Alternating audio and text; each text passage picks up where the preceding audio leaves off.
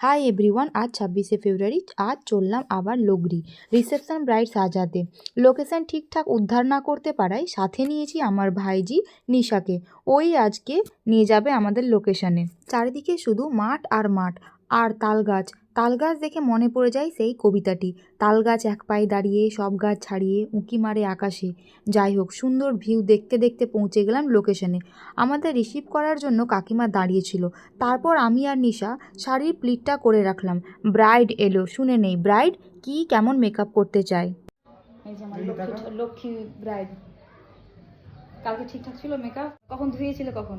আজকে তোমার ওই 10টা-11টার দিকে। কান্না করেছিলে?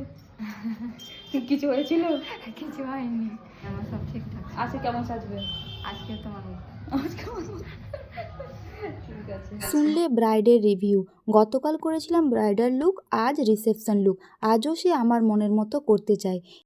এটা যেমন একদিকে খুব চাপের, কারণ তার মনের মতো করতে পারবো কি না, আবার অন্যদিকে এটা খুব আনন্দেরও। এই মিষ্টি মিষ্টি ব্রাইডগুলি তারা আমাদের ওপর ভরসা করে বলেই সবটা আমাদের ওপর ছেড়ে দেয়। আমরা আমাদের বেস্টটা দিয়ে তাদের এই সুন্দর দিনে সুন্দর করে সাজিয়ে তুলব। কথা বলতে বলতে সাজানো কমপ্লিট। এই লুকটা কেমন লেগেছে তোমাদের কমেন্টে জানিও কিন্তু। ওর তো বেশ পছন্দই হয়েছিল। ভিডিও নেওয়া হয়নি।